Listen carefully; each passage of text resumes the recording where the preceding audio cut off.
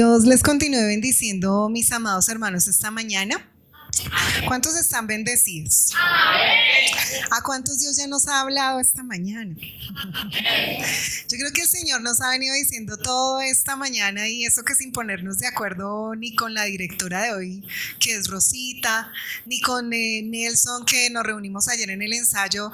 No le dije a Nelson, mira, hoy que vayas o mañana que vayas a hacer tu dirección, di esto y esto y esto. Pero creo que reuniendo un poco lo que hoy nos decía Rosita al empezar la dirección, sumado a lo que nos compartía Nelson, veía que realmente, mis amados hermanos, nosotros necesitamos tener disposición de corazón para poder escuchar y atender la palabra del Señor. Amén.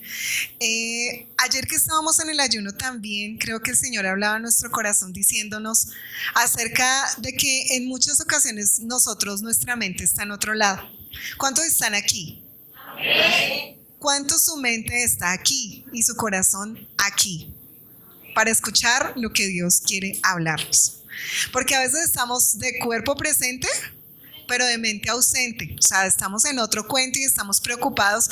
Como decía Rosita hoy, cuando alabemos al Señor, no piense en nada más, hermano y hermana, porque ese es el único tiempo que usted tiene para darle gracias a Dios por todo lo que Dios ha hecho en su vida. Y hay muchas cosas por qué agradecerle al Señor. Dios es bueno. Amén.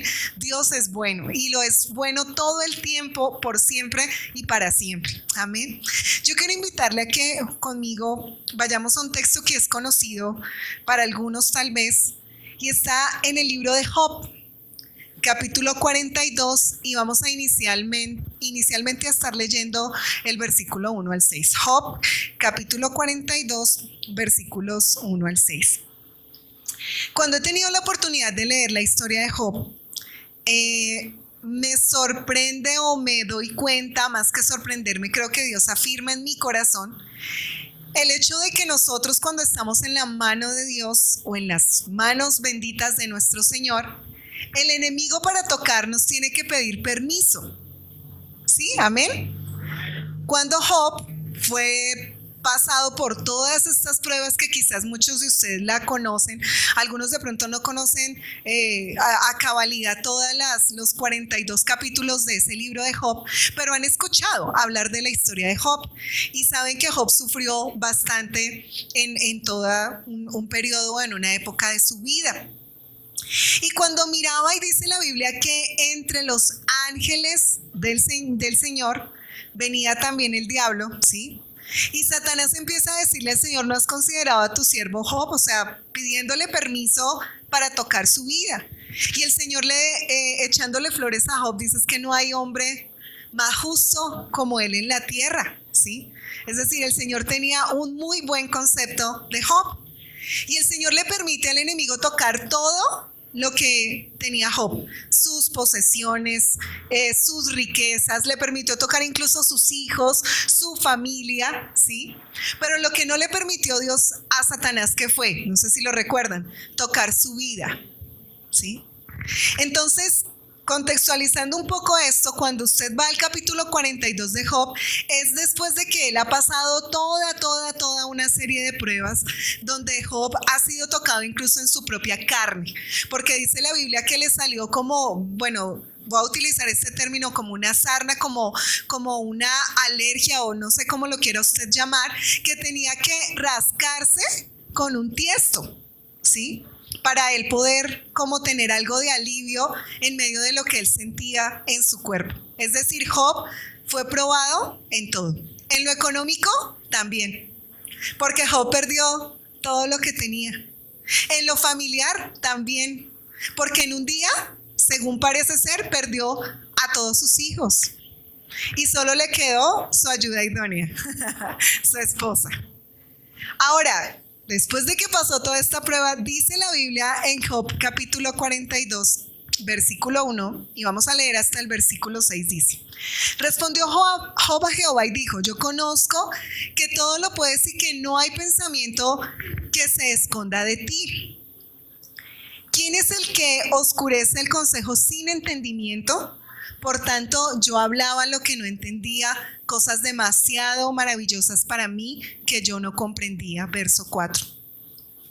Oye, te ruego y hablaré, te preguntaré y tú me enseñarás.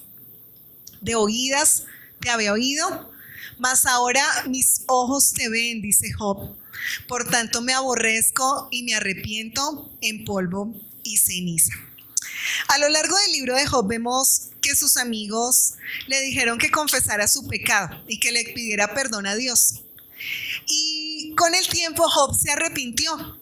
Pero no se arrepintió de lo que sus amigos querían o esperaban, porque sus amigos le decían, mira, si a ti te está pasando esto es porque tú tienes por ahí un pecadillo oculto.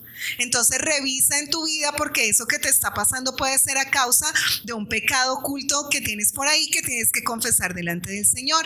Sin embargo, cuando Job pide perdón al Señor, no pidió perdón por algún pecado secreto, sino porque puso en duda dos cosas que nosotros en ocasiones ponemos en duda del Señor.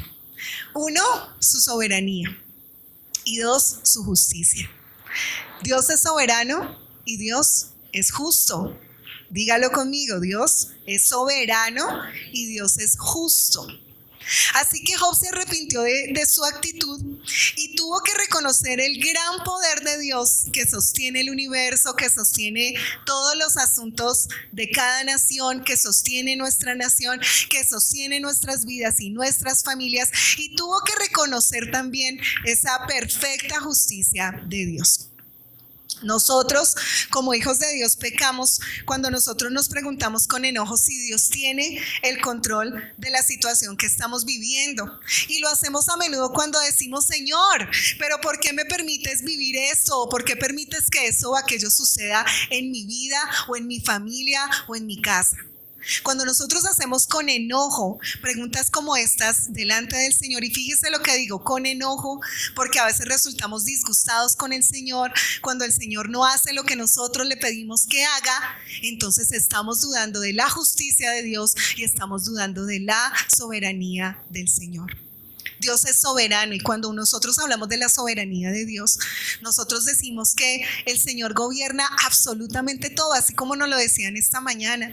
Es decir, no hay nada que se pueda ocultar de los ojos del Señor y no hay nada que se pueda salir de su poder, absolutamente nada. Así que nosotros tenemos que reconocer que estamos limitados por el tiempo, sin tener la habilidad muchas veces de ver más allá del día de hoy. Yo le pregunto, ¿usted sabe qué va a pasar el día de mañana? ¿Tiene usted la certeza de lo que va a pasar el día de mañana? No. ¿Tiene usted la certeza de lo que va a pasar en su trabajo el día de mañana? No. Es más, ni siquiera tenemos la certeza de si tenemos trabajo mañana. Y sabe una cosa, en la misma medida nosotros colocamos a Dios. Y resulta que Dios va más allá del día de hoy. Y nosotros en muchas ocasiones no podemos conocer las razones de todo lo que ocurre.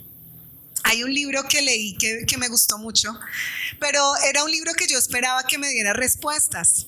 Y ese libro de un doctor que se llama James Dobson, creo que es el autor, dice: cuando lo que Dios hace no tiene sentido.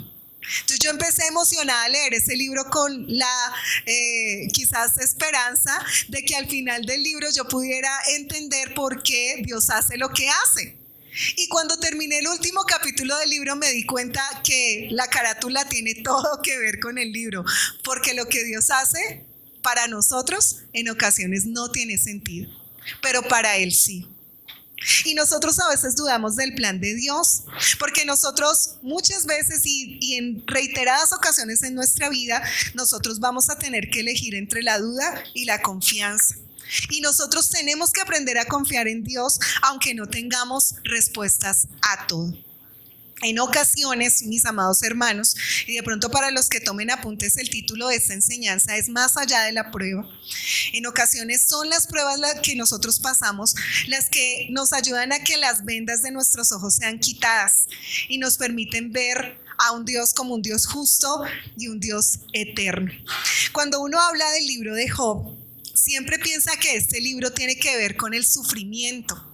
Pero sabe una cosa, cuando usted estudia este libro, el tema principal de este libro no es el sufrimiento. El tema principal de este libro no es el sufrimiento de Job. Cuando nosotros vemos la Biblia, mi amado hermano y hermana, pensamos que la Biblia es un libro que se trata de nosotros. Pero no, es un libro que se trata ¿de quién? De Dios. Y cuando nosotros vemos todo el sufrimiento de Job, decimos, no voy a leer la novela de Job, voy a mirar todo el pobre sufrimiento que tuvo Job. Claro, fue un sufrimiento fuerte, duro, pero el tema principal del libro de Job no se trata de eso. El tema principal del libro de Job es la justicia de Dios, y el propósito de este libro es mostrar la soberanía de Dios y lo que significa tener una fe verdadera delante del Señor. Ese es el tema principal en el que se basa este libro de Job. Job es el primero de los libros poéticos en la Biblia hebrea y se presume que es el libro de la Biblia que se escribió con más antigüedad. No sé si usted sabía que los libros no están escritos por el orden que usted piensa. La Biblia tiene un orden específico y creo que eso también se los han enseñado en el curso que están tomando con el pastor Luis. Y uno de los libros más antiguos, o se presume que es el más antiguo, es el libro de Job. Cuando nosotros hablamos, mi hermano y hermana, de conocer a Dios, como decía anteriormente, dejamos de lado la soberanía y la justicia de Dios. Cuando miraba estos versículos, uno de los versículos que me impactaba es lo que dice Job después de pasar todo este sufrimiento, y era que aparentemente Job sí conocía a Dios, pero después de pasar todas estas pruebas y después de que muchas de las vendas de sus ojos son quitadas, Job tiene que ir de rodillas delante del Señor y decir, Señor, es que yo de oídas te había oído, pero palabras más, palabras menos, yo no te conocía. Yo había oído de ti, pero ahora, dice Job, mis ojos te ven. Yo te preguntaré, y fíjese lo que dice este texto, no dice y tú me contestarás. Dios no está obligado a responder cada una de las preguntas que nosotros le hagamos, pero Dios nos va a enseñar, porque Job dice, yo te preguntaré y tú ¿qué vas a hacer? Tú me vas a enseñar. A veces nosotros creemos y nos creemos tan importantes, mi hermano y mi hermana, que creemos que Dios es nuestro servidor, que creemos que Dios está obligado a hacer lo que nosotros queremos que haga, y no es así. Cuando nosotros decidimos meternos en el plan y el propósito de Dios, cuando nosotros dijimos, Señor, tú eres mi Señor y eres mi Salvador, se lo estamos diciendo con toda la realidad de lo que eso implica en nuestro corazón. Eso quiere decir que si Él es mi Señor, Él tiene derecho a hacer conmigo, con mi casa, con mi vida, con mi familia, lo que Él disponga según el designio de su corazón. Y eso es algo que a nosotros nos cuesta entender, porque como seres humanos estamos acostumbrados a que lo que se salga de nuestras manos para nosotros es una tragedia, que lo que nosotros no podamos controlar para nosotros es terrible. Cuanto más, cuanto a veces digamos vamos al médico y el médico nos da un parte médico que obviamente no era el parte que nosotros esperábamos, y entonces nuestra fe, en vez de afirmarse en el Señor, nuestra fe empieza a menguar y a decaer. El libro de Job nos muestra a un Job que en medio de sus pruebas nunca usted lo ve hablando mal de Dios. Usted no lo ve en la prueba quizás acusando al Señor tal vez de muchas cosas que él sentía que estaba haciendo sobre su vida. Job decidió dejar que el Señor hiciera en su vida como él consideraba. Y sentía más encima, no solo a pesar de toda la situación difícil que él estaba viviendo, sus amigos le acusaban y le decían, mira Job, arrepiéntete porque esto que te está pasando es por un pecado que tú tienes. Dos cosas que quiero que usted piense, mi hermano y mi hermana. Hay momentos difíciles que nosotros vivimos en nuestra vida por pecados que nosotros sabemos que tenemos en nuestra vida y que no queremos arreglar con Dios. Y si usted no quiere arreglar su pecado con Dios, no espere de parte de Dios que quizás toda su vida sea una super mega bendición cuando usted no ha arreglado sus asuntos con el Señor. Pero hay un segundo punto, y es que a veces hay cosas que pasan en nuestra vida. A veces viene una enfermedad, viene una situación económica difícil, viene un cambio de trabajo, quizás usted se queda sin trabajo, viene X o Y situación sobre su vida y usted empieza a cuestionarse y a decir, Señor, pero ¿por qué me está pasando a mí esto? Si yo te busco, si yo voy a la iglesia, si yo ofrendo, si yo diezmo. Pero quiero decirle, mi hermano y mi hermana, que el cuadro que nosotros tenemos en esta iglesia del siglo que nos tocó vivir en este tiempo no es un cuadro muy alentador. Y quiero mostrárselo en una gráfica. Quiero que usted lo observe ahí en su pantalla. No sé si usted sabía lo que ocurre en las iglesias de hoy. Creo que ahí medio lo alcanzan a ver, pero yo se lo voy a leer. 10% de la congregación no confraternizan. ¿Qué quiere decir ese confraternizar? O sea que no están en mucha comunión, solo vienen y ¡fum!, salen volando. 10%. 20% de la congregación no asisten con regularidad. Es decir, hace un tiempo vi un meme que por ahí lo coloqué y me pareció un poco gracioso porque decía, tienes todos los días del año y justo el domingo, el día que tú tienes para alabar al Señor, es el día que eliges para hacer todo lo que muchas veces pudieras hacer en otro espacio de la semana. Yo sé que algunos tienen que determinar el día domingo porque trabajan todos los días, muchos de lunes a sábado. Sé que hay otros hermanos que trabajan de domingo a domingo, pero el día que usted tenga, dedíqueselo para el Señor. 20% de las personas no asisten con regularidad. El 25% de la congregación o de las congregaciones en las iglesias admiten que nunca oran. ¿Recuerdan que hace 8 días yo les hablaba de las evidencias del nuevo nacimiento? Una de las evidencias de haber nacido de nuevo es que usted tiene la necesidad de orar a diario, no cada 8 días. Si usted no tiene la necesidad de orar a diario, usted tiene que revisar en su vida si usted ha nacido de nuevo o no. Porque es posible que usted se diga cristiano, pero si no tiene la necesidad de orar, mi hermano y mi hermana, es muy posible que usted no sea un creyente. Cuarto, 35% de la congregación admiten que nunca leen la Biblia. Se lo voy a contextualizar. Solo la leen el domingo que vienen a la iglesia en la predicación. Es el único día que leen la Biblia. Es decir, que durante la semana no hay ningún tipo de contacto con la escritura. 40% de la congregación diezma y ofrenda. Es decir, no todos tampoco están convencidos de algo que dice la palabra de Dios. Yo no voy a entrar a profundizar en eso porque no es el tema hoy. 50% de la congregación solo ofrenda. El 60% de la congregación, quiero que mire esto, no sirven en las iglesias. Es decir, ninguno presta un servicio que sea útil para la iglesia o para la comunidad.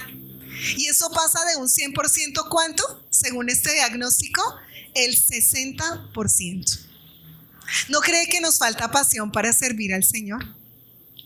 Cuando nosotros hablamos de servir, yo no le digo que tiene que venir acá 24/7 en la iglesia o que haga lo que hizo Anita con Samuel, que venga y deje a sus hijos acá 24/7 en la iglesia. Algunos dirían, uy, sí, pastor, ya yo se lo dejo. Pero no hablo de eso. Usted tiene diversas maneras de servir en la congregación. El hecho de que usted ofrende y diezme en la iglesia, esa ofrenda y ese diezmo que usted da en la iglesia se utiliza también para muchas cosas que demandan, no solo sostener un lugar, sino ayuda mutua para los hermanos que muchas veces pasan necesidad. Y eso sale de eso que usted ofrenda y diezma en la congregación. Hay muchas maneras de ayudar. Hay maneras de servir cuando a veces usted no tiene, hay hermanas que muchas veces sacan su tiempo para venir a estar en las reuniones de oración, porque eso es un sacrificio, mi hermano y mi hermana. Venir a las oraciones y a los tiempos de oración también requiere sacrificio. Y hay hermanas que lo hacen como una manera de servir también en la congregación. 60% no ayudan en las iglesias. El 70% no ayudan a las misiones. ¿Sí? Es decir que a veces nosotros también como iglesia no sostenemos muchas veces el trabajo que puedan hacer otras personas en otros lugares, en otros países, o muchas veces dentro de nuestra iglesia para poder enviar a alguien para que vaya y predique la palabra a otro lugar. 80% de la iglesia, fíjese esto. Ahorita decía Rosita cuando hizo el anuncio de la reunión de mujeres que tenemos para este sábado que viene, decía, cada mujer invite a una. Y quiero que usted mire lo que dice este panorama que no es muy alentador. ¿Por qué no crecen las iglesias? Porque la mayoría de personas solo asisten, solo se limitan en asistir ellos, pero no en compartir el evangelio a otras personas. El Señor dijo en su palabra, no dijo vayan solamente a la iglesia, aunque el Señor dijo hay que congregarse. Pero ¿cuál fue la orden del Señor? ¿Cuál es la gran comisión? ¿Cuál es la gran comisión? Ni siquiera la gran comisión dice vaya y predique el evangelio. Porque es que muchos se acostumbraron y dijeron, mire, yo ya le hablé a tal persona ya hizo la decisión de fe, ya es cristiano. No es cristiano. Quizás sea un simpatizante, pero no es creyente. Dice la Biblia que cuando nosotros vamos tenemos que ir a ¿qué? ¿A hacer qué? Discípulos. ¿Cuánto le tomó a Jesús hacer discípulos? Piénselo. 3 años y medio se dedicó Jesús a 12. 3 años y medio. ¿Cuánto se dedica usted a una persona a la que le comparte el evangelio? Uy, pastora, 10 minutos mientras ahí leí la palabra y el versículo que me acordé y tome para que lleve y listo, ya. ¿Es cristiano? No. Dice la Biblia que hay que hacer discípulos. Y dice que el 80% de las iglesias de hoy en día no invitan a nadie a la iglesia. A algunos les da hasta pena decir que son cristianos. Por esa razón tampoco invitan a nadie. El 90% de la congregación no han ganado ni siquiera una almita para Cristo. Pero nosotros decimos que somos apasionados por Dios. Pero no hemos ganado ni siquiera uno para Dios. Y el 100% de toda la congregación, con este diagnóstico que usted acaba de ver, se quieren ir en el rapto. ¿Cómo ve nuestro panorama? Terrible, ¿no? Y son cosas que podemos cambiar, pero tenemos que ver el tiempo que estamos viviendo. Mire, mi hermano y mi hermana, para nosotros no es un secreto que en este tiempo final, dice la palabra de Dios, que el amor de muchos se enfriará.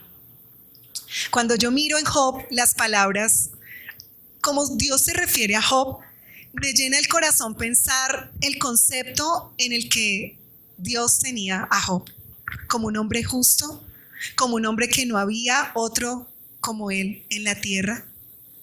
Y cuando Dios le da la autorización a Satanás para que le toque y para que viva todo este proceso, yo creo que en su corazón el Señor también anhelaba que Job, en medio de todo ese proceso, en vez de que se apartara del Señor, él se acercara más a Dios. Cuando usted y yo tenemos pruebas en nuestra vida, mi hermano y mi hermana, ¿qué causan esas pruebas en nosotros? ¿Nos hacen acercarnos más a Cristo o nos alejan de Él? Nos apartan de Él, nos apartan de la congregación, nos apartan quizás de estar buscando el amor de Cristo. Por eso hoy quiero decirle que hay cosas más allá de las pruebas. Y esa prueba, dice la palabra, y hay un texto donde dice que la prueba produce en nosotros paciencia, y la paciencia también produce en nosotros esperanza, y esa esperanza no nos avergüenza porque el amor de Dios, dice la Biblia, ha sido derramado en nuestros corazones. Cuando usted pase una prueba, mi hermano y mi hermana, así como decía hoy Rosita, a veces Dios tiene que afinarnos como se afina el oro. ¿Cómo se afina el oro? ¿Usted sabe cómo? No solo a golpes, sino con fuego. Los que hemos tenido la posibilidad de ir a las joyerías cuando vemos trabajando a estas personas, a los orfebres o los que trabajan con oro, nosotros vemos que colocan eso, los sopletes a toda candela. Y es tan bonito ver que mientras están haciendo eso, las impurezas del oro empiezan a saltar. Y eso lo produce el fuego. Y eso mismo produce el fuego de la prueba en nuestro corazón, que las impurezas y todas aquellas cosas que a Dios no le agradan tengan que ser puestas a un lado.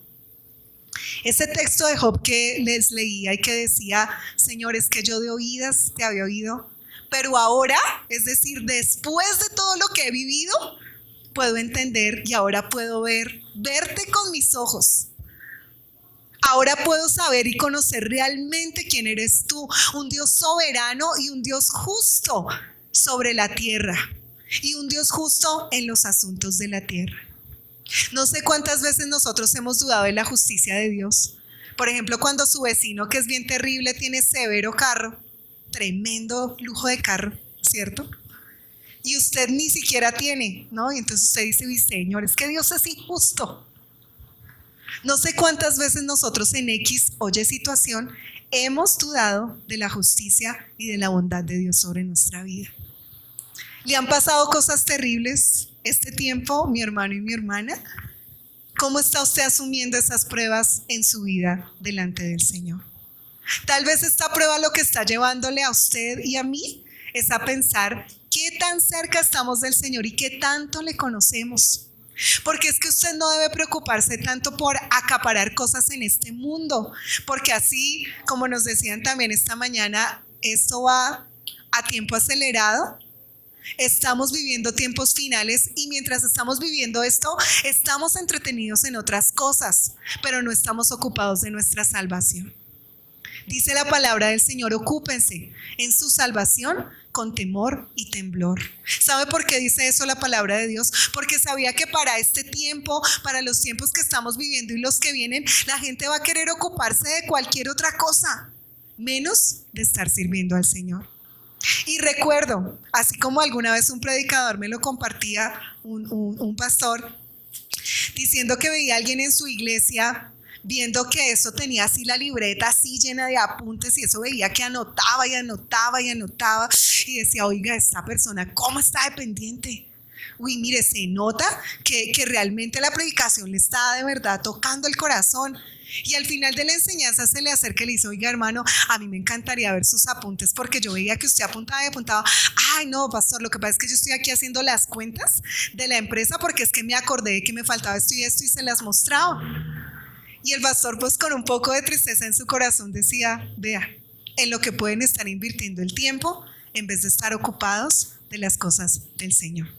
No sé si a nosotros nos pasa lo mismo. Puede que usted no tenga ahí una agenda, porque de pronto dice, no, yo no tengo empresa, ¿no? Pero tengo de pronto aquí en mi cabeza 1000 cosas que están pasando por mi mente y mi cabeza mientras estoy en la predicación. Quiero decirle a través de la palabra lo que Dios espera de usted y de mí. Y quiero que lo miremos en un texto que está en Jeremías capítulos 9, 23 y 24.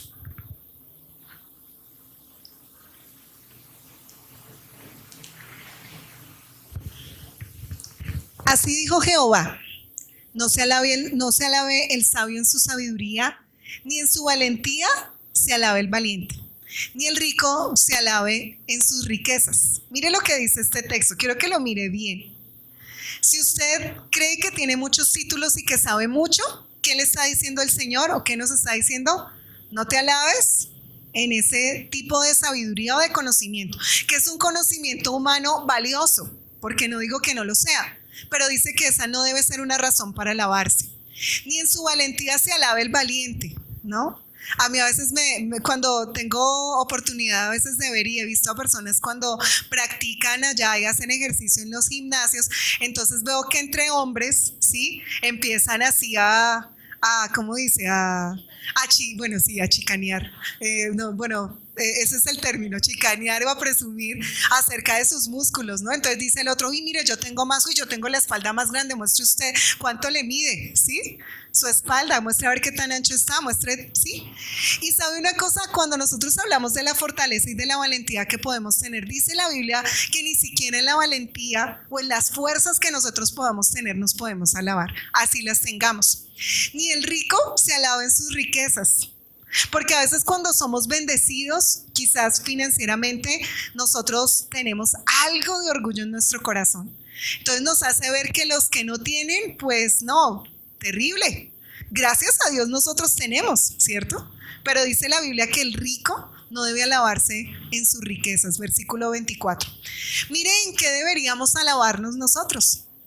Mas alábese en esto el que se hubiere de alabar. ¿En qué cosas? Léalo usted ahí conmigo. ¿En qué se tiene que alabar usted?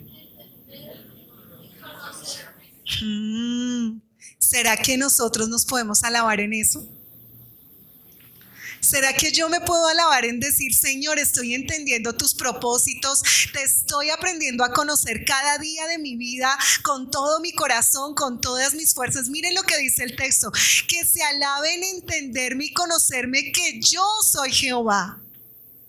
Ay, mi hermano y mi hermana, es que creo y con temor lo digo, nuestras iglesias pueden estar llenas y podemos llenar nuestras iglesias de personas que no conocen a Dios. De personas que escuchan hablar del Señor, pero que no tienen una relación personal con Cristo Jesús.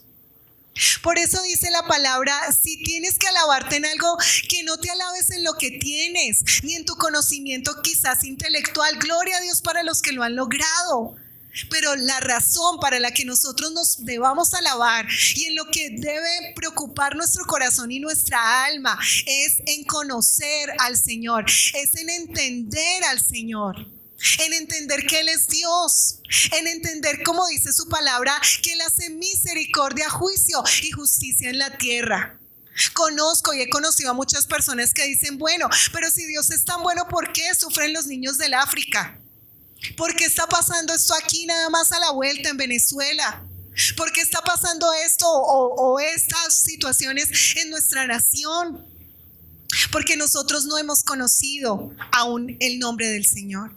Porque aunque nosotros no entendamos y no tengamos la capacidad de entender por qué Dios permite todas estas cosas, sabemos que muchas de las cosas que están ocurriendo en este tiempo están escritas, pero si no conocemos la palabra de Dios, mi hermano y mi hermana, vamos a dudar de la soberanía de Dios, vamos a dudar de la justicia de Dios, vamos a dudar de la misericordia de Dios. Dios tiene misericordia.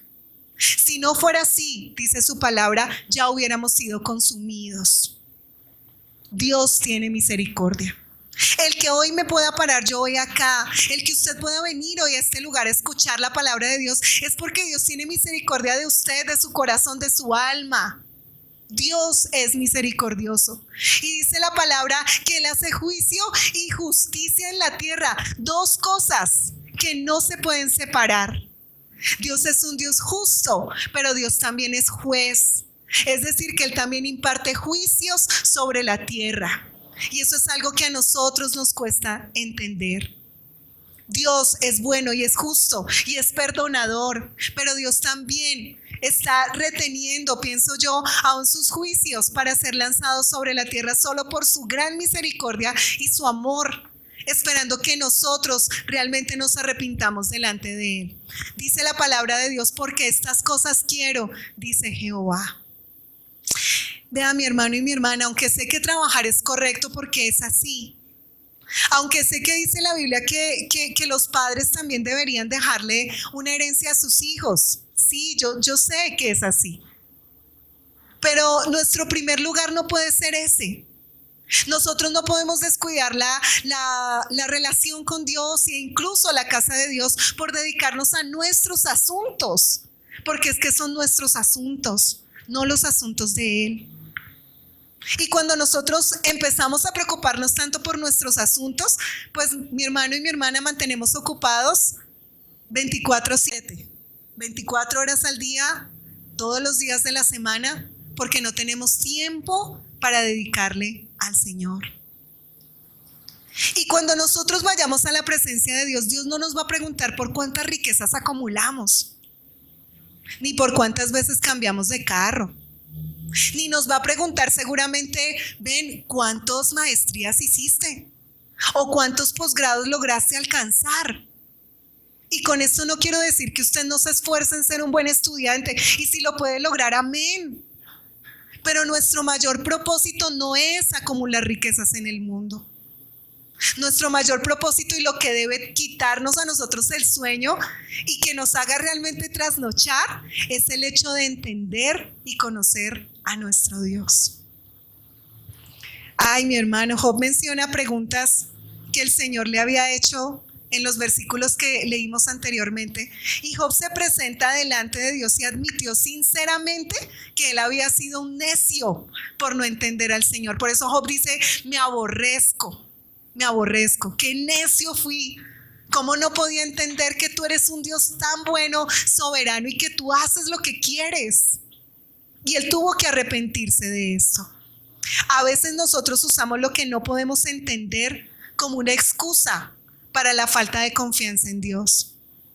Hay personas que cuando han perdido tal vez seres queridos o han perdido, qué sé yo, un trabajo o algo no ha salido bien en sus vidas como esperaban, tienen eso como una excusa para no acercarse a Dios y colocan una barrera todo el tiempo, porque quieren hacer sentir a Dios culpable de su situación. Cuando mi hermano y mi hermana, muchas situaciones que vivimos en nuestra vida son nuestra propia responsabilidad por las decisiones que tomamos. A veces el hecho de no atender un consejo, a veces el hecho de no escuchar la palabra de Dios con atención, nos vemos nosotros involucrados en decisiones que nunca debimos tomar y queremos responsabilizar a Dios del asunto y nos enojamos y no queremos acercarnos a Él, no queremos tener una vida realmente fuerte, una relación fuerte con el Señor. Miren lo que dice Job en el capítulo 13, versículo 15. Quiero que usted lo vea. Y no quiero mencionarle este versículo esperando que tal vez alguno de nosotros en una prueba difícil podamos decir lo mismo. Pero Job lo hizo, siendo probado en todas las áreas de su vida, incluso aún en su misma relación con Dios. Y Job dice, he aquí, aunque Él me matare, es decir, aunque Dios decida no levantarme, en Él esperaré, está diciendo Job. No obstante, defenderé delante de Él mis caminos. ¿Sabe por qué decía Job eso? Porque Job consideraba en su corazón que sí, que él era un hombre recto, que había hecho lo justo delante del Señor. Y cuando usted ha sido una persona correcta en sus cosas, claro, usted puede defender sus caminos delante del Señor. Usted puede decir, mira, Señor, yo he hecho lo que tú me has pedido que haga. He sido justo, he hecho lo correcto, he obedecido tu palabra, he hecho lo que tú me has pedido que haga. Pero Job aún así dice, así Él no me levante de esta, así Él me matare, aún así yo esperaré en el Señor. Mi hermano y mi hermana, muchos de nuestros ayunos se han convertido en huelgas de hambre. Señor, yo ayuno y levanto el ayuno, pero si me contestas, y si no me contestas, pues aquí voy a estar, ¿cierto? Y a veces parece que nuestro ayuno no fuera buscando el propósito de Dios para nuestra vida, sino pareciera que fuera más bien como la manera de querer torcerle allá el brazo al Señor y de retarlo para que Él cumpla los deseos de nuestro corazón. No, un ayuno no puede ser para eso.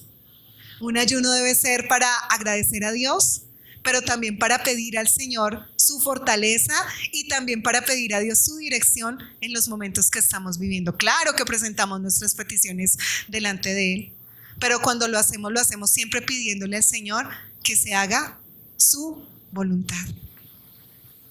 Mi hermano y mi hermana, si hubiera un revés en nuestra vida, o si usted lo está viviendo en este momento, ¿está puesta su confianza totalmente en el Señor? Tal vez usted podría decir, bueno, Señor, yo sé que me levantarás, pero aún así, si no me levantares como yo espero que sea, aún así, yo sigo confiando en ti.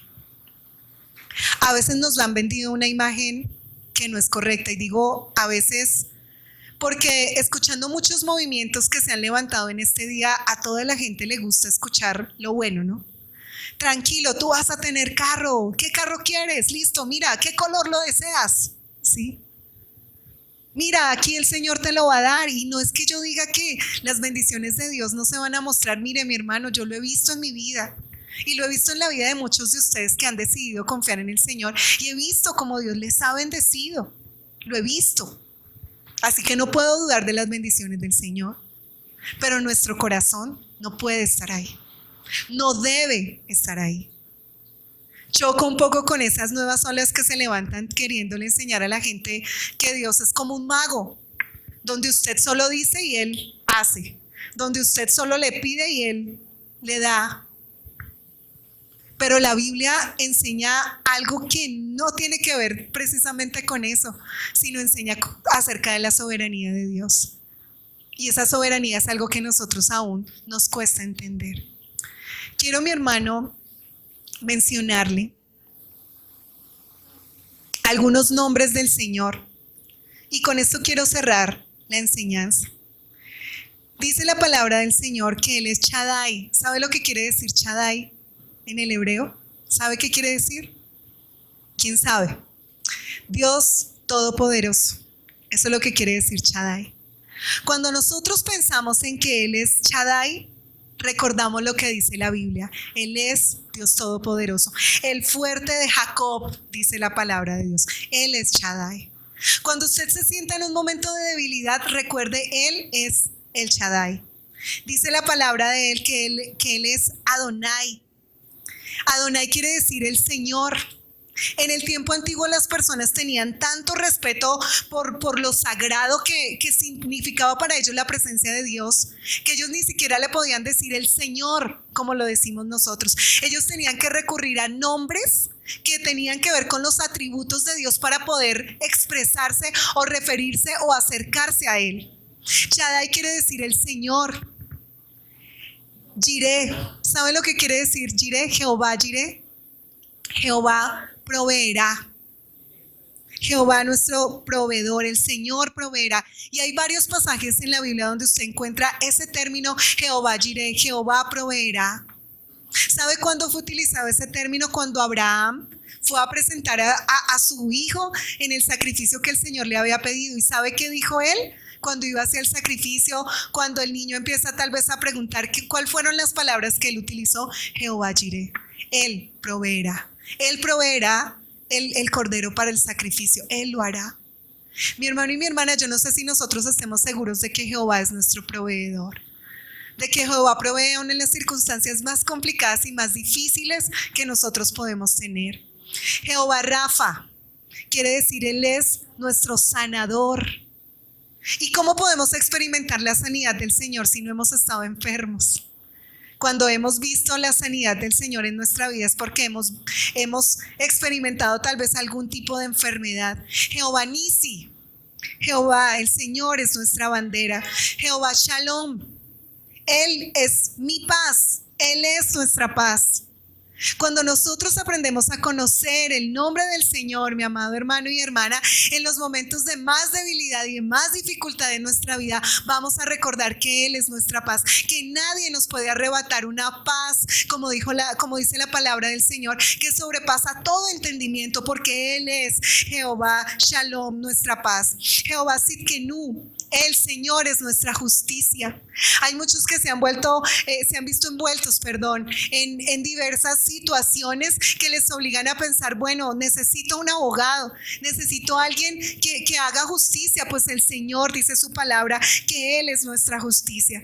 Dice la palabra en el Salmo 23, no sé cómo recuerda que dice el Salmo 23, versículo 1. El Señor es ¿qué? Es mi pastor. El Señor es Roy, mi pastor. Y dice su palabra que si Él es mi pastor, ¿qué pasa? ¿Qué sigue diciendo el versículo? Nada me faltará. El Señor es mi pastor y nada me faltará. Jehová Sama, que quiere decir el Señor está allí, y se refiere al lugar donde habita la presencia del Señor. Jehová Sabaoth, cuando nosotros declaramos que el Señor es Dios de los ejércitos, cuando decimos Jehová, Él es el Elión, cuando decimos el Altísimo, el soberano Dios, el Roy, el Dios que me ve.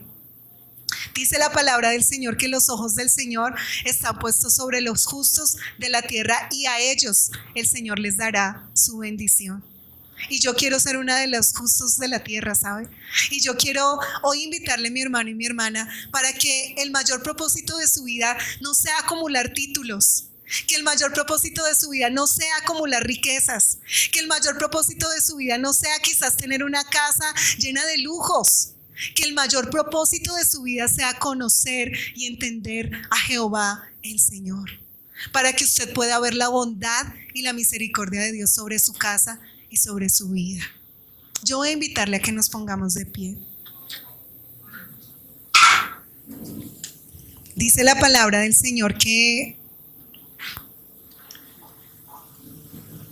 Dios incluso defendió a Job delante de sus amigos, ¿sabe? Y el Señor tiene una charla después de haber estado hablando con Job y luego empieza a hablarle a uno de sus amigos, diciéndole: mira, lo que tú hiciste no me agradó, porque fuiste injusto para con Job. Pero aunque sus amigos estaban equivocados, dice la palabra del Señor que Job, a pesar de las críticas de ellos y de que se hubieran puesto en una posición que no era la correcta en el momento que él más los necesitaba, dice que él oró por ellos. Y eso quiere decir que él perdonó a sus amigos por la actitud que habían tenido. Hoy yo quiero que usted se vaya en su corazón, mi hermano y mi hermana, pensando en lo siguiente: sin importar lo que usted esté pasando, o sin importar lo que le haya pasado a usted estos 5, estos 10 años de su vida, quiero decirle: Dios es justo y es soberano, y eso no va a poder cambiarse, aunque venga lo que venga. Y yo quiero invitarle, mi hermano y mi hermana, para que en medio de la situación que usted está pasando, usted pueda decir, como dijo Job tal vez: Señor, yo necesito conocer y entender que tú eres Dios. Yo quiero un día, Señor, tal vez decir como dijo Job: Señor, ahora mis ojos te ven. Yo te preguntaré y tú me enseñarás, Señor.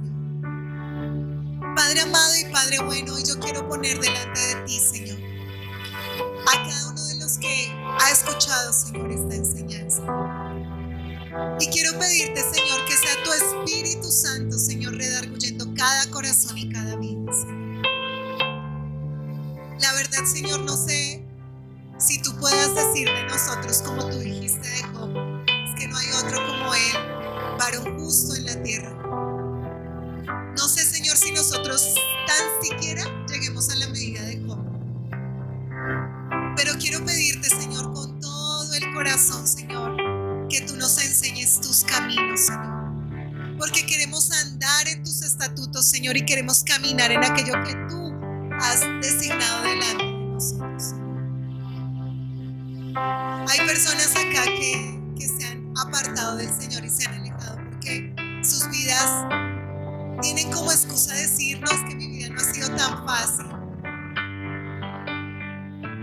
Y dicen: mire todo lo que me ha pasado, mire todo lo que he vivido estos años, y esa ha sido la mayor excusa para no acercarse al Señor. Yo te digo hoy, en el nombre del Señor, deja tus excusas, déjalas delante de Dios. No importa lo que hayas vivido, dice su palabra que el Señor restaura. Y cuando uno habla de una restauración, no habla de remendar algo, habla de hacer nuevas las cosas. Y yo te pido, Señor, que tú hoy restaures corazones y restaures vidas totalmente, completamente, Señor. Hoy oro por aquellos, Señor, que luchan con sus pecados, Señor, que saben que están haciendo lo incorrecto, pero aún así permanecen ahí, Señor. Yo te pido, Señor, abre sus ojos espirituales, porque nosotros no lo podemos cambiar. Nosotros no podemos cambiar ni su corazón, ni sus pensamientos, ni sus vidas, Señor. Pero hoy yo te suplico, Rey de Gloria, que tu mano preciosa, Señor, esté trayendo a memoria aquellas cosas que les has hablado día tras día, día tras día. Mira, no me gusta lo que estás haciendo. Mira, en esto te estás equivocando. Yo te lo he hablado, te lo he dicho en la palabra y tú no quieres escuchar, tú no quieres entender. Hoy yo te ruego, Señor, por favor, habla al corazón, Señor, y trae arrepentimiento, Señor. No traigas remordimiento, Señor, porque eso no viene de ti. Tú traes un verdadero arrepentimiento, Señor, al corazón, Rey. Y yo te pido hoy, Señor, que tu mano toque cada corazón y cada vida, Señor. Hoy, Señor, nos rendimos una vez más delante de ti, Señor. Te decimos: sí, Señor, tal vez no le estamos pasando bien, no estamos viviendo el mejor momento, tal vez, Señor. Quizás hoy estamos en este lugar enfermos en nuestro cuerpo, Señor, con dolencias en nuestro cuerpo, Señor.